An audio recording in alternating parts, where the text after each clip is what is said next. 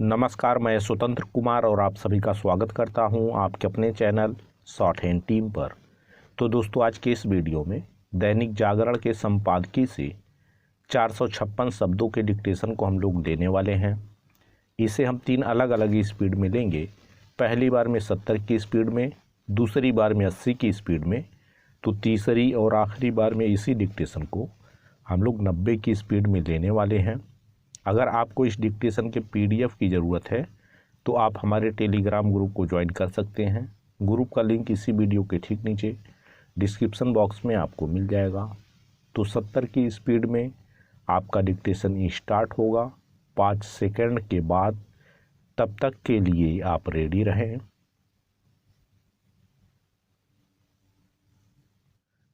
Start.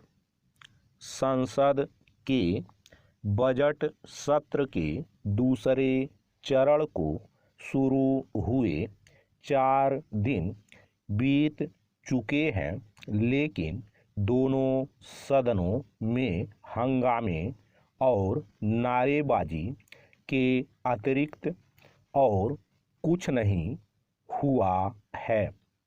जहां सत्ता पक्ष संसद में अपनी इस मांग पर जोर दे रहा है कि राहुल गांधी ने अपनी लंदन यात्रा के दौरान भारतीय लोकतंत्र के बारे में जो कुछ कहा उसके लिए उन्हें क्षमा याचना करनी चाहिए, वहीं कांग्रेस एवं अन्य विपक्षी दल अदानी मामले की जांच संयुक्त संसदीय समिति यानी JPC से कराने पर अड़े हुए हैं और संसद नहीं चलने दे रहे हैं। स्पष्ट है कि यदि दोनों पक्ष अपने अपने रवैये पर अडिग रहते हैं तो संसद का चलना मुश्किल ही होगा। यदि ऐसा होता है तो यह बहुत ही दुर्भाग्यपूर्ण होगा। ऐसी भी परिस्थिति आ सकती है कि बजट को बिना बहस के पारित कराना पड़े। यह ठीक नहीं होगा, लेकिन संसद तभी चल सकती है जब दोनों पक्ष अपना अपना हठ छोड़ेंगे। फिलहाल इसके आसार नहीं दिख रहे हैं, क्योंकि यह तय है कि राहुल गांधी लंदन में दिए गए अपने बयान को लेकर माफ़ी नहीं मांगने वाले। एक ओर जहां मल्लिकार्जुन खड़गे यह साफ कर चुके हैं कि राहुल गांधी माफ़ी नहीं मांगने वाले, वहीं दूसरी ओर कांग्रेस के अन्य नेता भी यह सिद्ध करने में लगे हुए हैं कि उनके नेता ने लंदन में वैसा कुछ कहा ही नहीं जैसा बताया जा रहा है।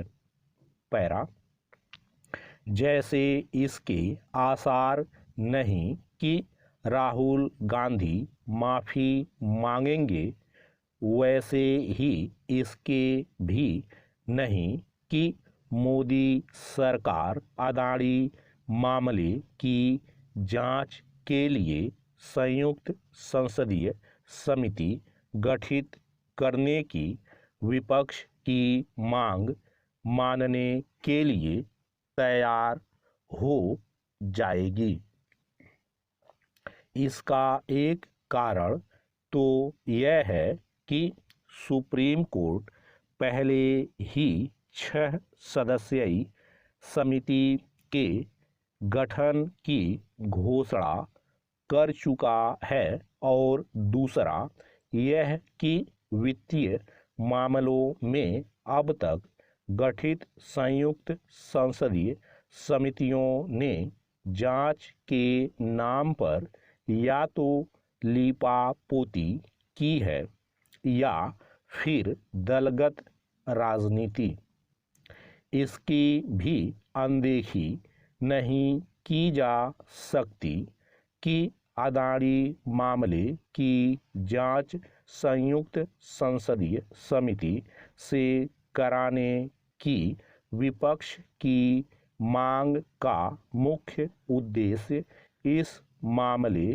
को अगले आम चुनाव तक जिंदा रखना है। चूंकि सरकार विपक्ष के इस इरादे को भांप चुकी है, इसलिए वह उसकी मांग पर ध्यान देने के लिए तैयार नहीं। संसद के इस सत्र में केवल बजट पर ही बहस नहीं होनी है, बल्कि कम से कम 3 दर्जन विधेयक भी पारित होने हैं। इनमें से कई अत्यंत महत्वपूर्ण विधेयक हैं। यदि सत्ता पक्ष और विपक्ष के बीच जारी गतिरोध के चलते प्रस्तावित विधेयक पारित नहीं हो पाते, तो यह एक तरह से राष्ट्र की राह रोकने वाला काम होगा। उचित यह होगा कि सत्ता पक्ष और विपक्ष यह समझें कि संसद में गतिरोध की स्थिति पैदा कर वे जनता को निराश करने का ही काम कर रहे हैं। स्टॉप। दोस्तों, इसी डिक्टेशन को दूसरी बार में हम लोग 80 की स्पीड में लेंगे और आपका समय स्टार्ट होगा 5 सेकंड के बाद। तब तक के लिए आप रेडी रहें।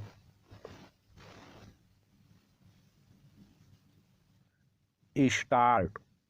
संसद के बजट सत्र के दूसरे चरण को शुरू हुए 4 दिन बीत चुके हैं, लेकिन दोनों सदनों में हंगामे और नारेबाजी के अतिरिक्त और कुछ नहीं हुआ है।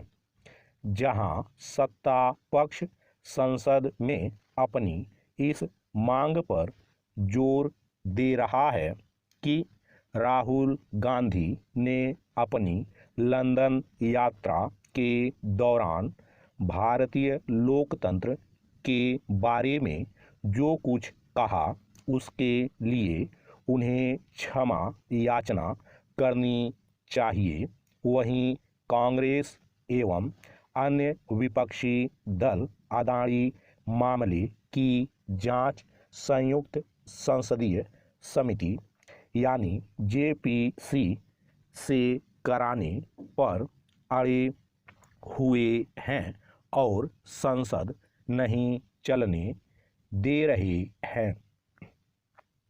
स्पष्ट है कि यदि दोनों पक्ष अपने अपने रवैये पर अडिग रहते हैं तो संसद का चलना मुश्किल ही होगा। यदि ऐसा होता है तो यह बहुत ही दुर्भाग्यपूर्ण होगा। ऐसी भी परिस्थिति आ सकती है कि बजट को बिना बहस के पारित कराना पड़े। यह ठीक नहीं होगा, लेकिन संसद तभी चल सकती है जब दोनों पक्ष अपना अपना हठ छोड़ेंगे।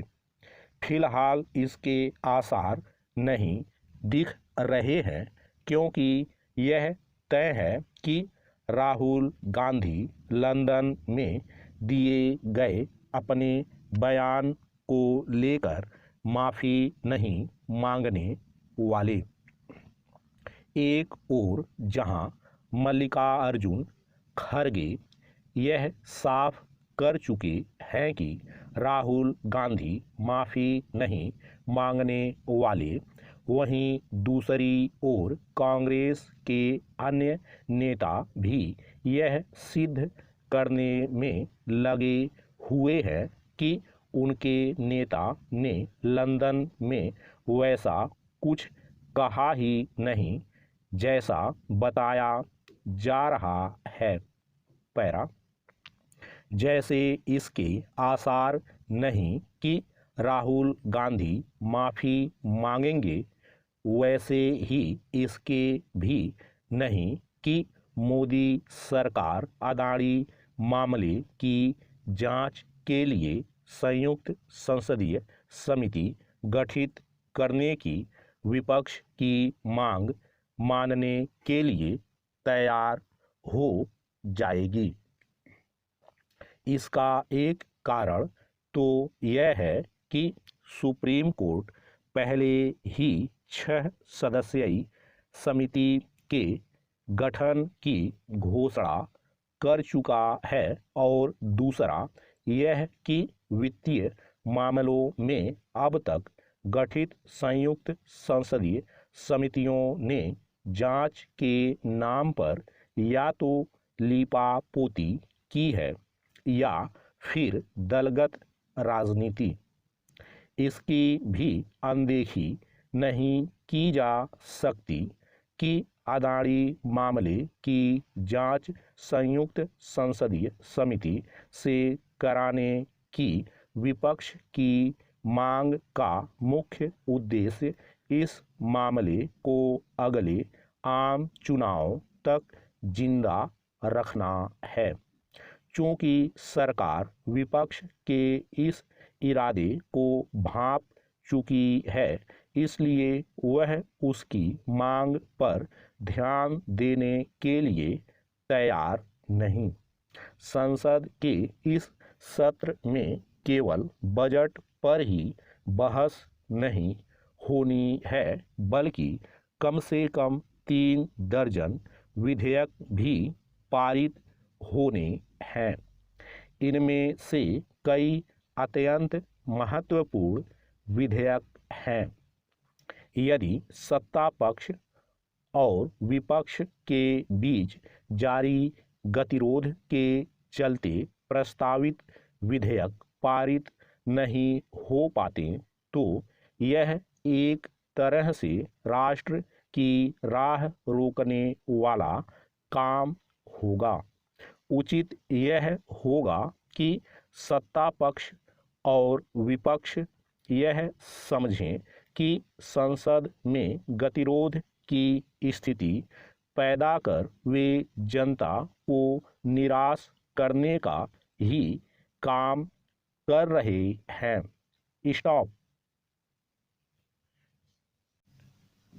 दोस्तों, इसी डिक्टेशन को तीसरी और आखिरी बार में हम लोग 90 की स्पीड में लेंगे और आपका समय स्टार्ट होगा 5 सेकंड के बाद। तब तक के लिए आप रेडी रहें।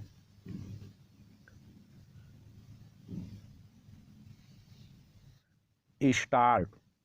संसद के बजट सत्र के दूसरे चरण को शुरू हुए 4 दिन बीत चुके हैं, लेकिन दोनों सदनों में हंगामे और नारेबाजी के अतिरिक्त और कुछ नहीं हुआ है। जहां सत्ता पक्ष संसद में अपनी इस मांग पर जोर दे रहा है कि राहुल गांधी ने अपनी लंदन यात्रा के दौरान भारतीय लोकतंत्र के बारे में जो कुछ कहा, उसके लिए उन्हें क्षमा याचना करनी चाहिए, वहीं कांग्रेस एवं अन्य विपक्षी दल अदानी मामले की जांच संयुक्त संसदीय समिति यानी जेपीसी से कराने पर अड़े हुए हैं और संसद नहीं चलने दे रहे हैं। स्पष्ट है कि यदि दोनों पक्ष अपने अपने रवैये पर अडिग रहते हैं तो संसद का चलना मुश्किल ही होगा। यदि ऐसा होता है तो यह बहुत ही दुर्भाग्यपूर्ण होगा। ऐसी भी परिस्थिति आ सकती है कि बजट को बिना बहस के पारित कराना पड़े। यह ठीक नहीं होगा, लेकिन संसद तभी चल सकती है जब दोनों पक्ष अपना अपना हठ छोड़ेंगे। फिलहाल इसके आसार नहीं दिख रहे हैं, क्योंकि यह तय है कि राहुल गांधी लंदन में दिए गए अपने बयान को लेकर माफ़ी नहीं मांगने वाले। एक ओर जहां मल्लिकार्जुन खड़गे यह साफ कर चुके हैं कि राहुल गांधी माफ़ी नहीं मांगने वाले, वहीं दूसरी ओर कांग्रेस के अन्य नेता भी यह सिद्ध करने में लगे हुए हैं कि उनके नेता ने लंदन में वैसा कुछ कहा ही नहीं जैसा बताया जा रहा है। पैरा जैसे इसके आसार नहीं कि राहुल गांधी माफ़ी मांगेंगे, वैसे ही इसके भी नहीं कि मोदी सरकार अदानी मामले की जांच के लिए संयुक्त संसदीय समिति गठित करने की विपक्ष की मांग मानने के लिए तैयार हो जाएगी। इसका एक कारण तो यह है कि सुप्रीम कोर्ट पहले ही 6 सदस्यीय समिति के गठन की घोषणा कर चुका है, और दूसरा यह कि वित्तीय मामलों में अब तक गठित संयुक्त संसदीय समितियों ने जांच के नाम पर या तो लीपापोती की है या फिर दलगत राजनीति। इसकी भी अनदेखी नहीं की जा सकती कि अदानी मामले की जांच संयुक्त संसदीय समिति से कराने की विपक्ष की मांग का मुख्य उद्देश्य इस मामले को अगले आम चुनाव तक जिंदा रखना है। चूंकि सरकार विपक्ष के इस इरादे को भांप चुकी है, इसलिए वह उसकी मांग पर ध्यान देने के लिए तैयार नहीं। संसद के इस सत्र में केवल बजट पर ही बहस नहीं होनी है, बल्कि कम से कम 3 दर्जन विधेयक भी पारित होने हैं। इनमें से कई अत्यंत महत्वपूर्ण विधेयक हैं।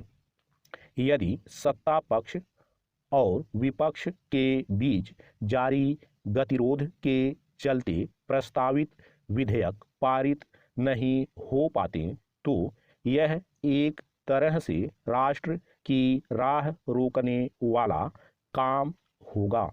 उचित यह होगा कि सत्ता पक्ष और विपक्ष यह समझें कि संसद में गतिरोध की स्थिति पैदा कर वे जनता को निराश करने का ही काम कर रहे हैं। स्टॉप।